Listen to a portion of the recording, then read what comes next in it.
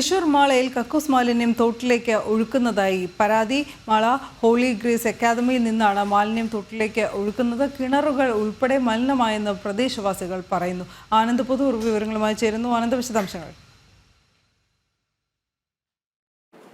Mala holy grace അക്കാദമിയിൽ നിന്നാണ് ഇത്തരത്തിൽ ഈ തോട്ടിലേക്ക് മാലിന്യങ്ങൾ ഒഴുക്കുന്നു എന്ന പരാതിയുമായി നാട്ടുകാർ രംഗത്തെത്തിയിട്ടുള്ളത്.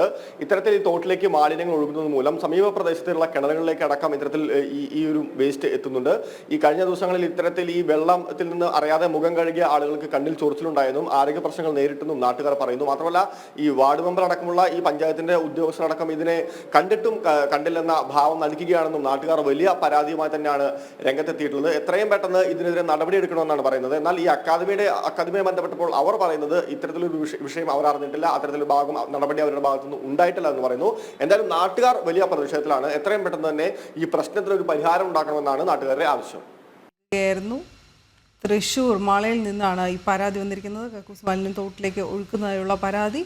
ഹോളി ഗ്രേസ് അക്കാദമിയിൽ നിന്ന് മാലിന്യം തോട്ടിലേക്ക് ഒഴുകിയെത്തുന്നു എന്നാണ് പറയുന്നത്. കിണറുകൾ ഉൾപ്പെടെ മലിനമായെന്നും പ്രദേശവാസികൾ പറയുന്നു.